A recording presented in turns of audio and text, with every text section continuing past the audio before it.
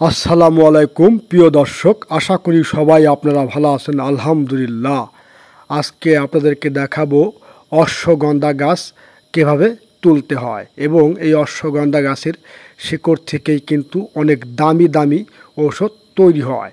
এই অশ্বগন্ধা গাছের শিকড় বিশেষ করে পুরুষদের জন্য জনশক্তি বৃদ্ধি করে।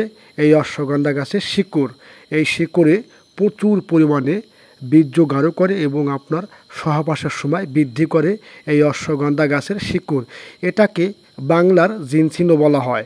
এটা প্রচুর পরিমাণে যৌন উদ্দীপনা বৃদ্ধি করে, এবং অশ্বগন্ধা গাছের শিকড়ের এই পাউডারের আর একটা উপকারিতা রয়েছে। এই শিকড়টা এটা কেটে এখান থেকে পাউডার করা হবে মেশিনের মাধ্যমে। এই অশ্বগন্ধা পাউডার সেবনের ফলে রাতের ঘুম অনেক সুন্দর হয়। এটা হরমোন বৃদ্ধি করে এবং ঘুম অনেক বেশি ভালো হয় এই অশ্বগন্ধা গাছের শিকড়ের পাউডারের মাধ্যমে।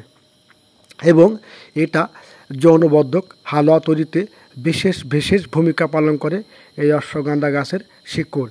এটা লাগবেই লাগবে।